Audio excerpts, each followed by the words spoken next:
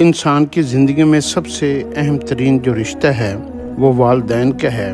قرآن پاک کے اندر والدین کے بارے میں جتنی بھی قرآن پاک کی آیات اتری ہیں، ہم اگر ان کا ترجمہ سنیں نا تو وہ کچھ اس طرح قرآن بیان کرتا ہے۔ قرآن کہتا ہے، یہ آیات کا ترجمہ ہے، والدین سے نیک سلوک کیا جائے۔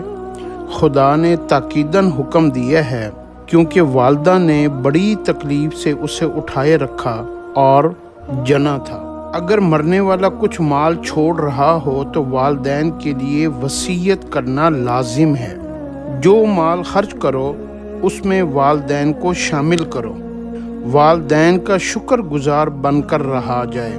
والدین کے لیے مغفرت کی دعا کی جائے، جس طرح حضرت نوح علیہ السلام اور حضرت ابراہیم علیہ السلام نے کی، بشرطیہ کہ وہ کافر اور مشرک نہ ہوں۔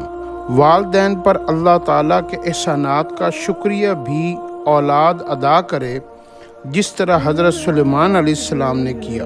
اگر دونوں یا کوئی ایک عمر رسیدہ ہو جائے، ان کو اف تک نہ کہو، نہ جھڑکو، ادب سے بات کرو، پیار اور عاجزی کے ساتھ پیش آؤ اور دعا مانگو کہ اے اللہ، جس طرح انہوں نے بچپن میں میری پرورش کی، تو بھی ان پر رحم فرما۔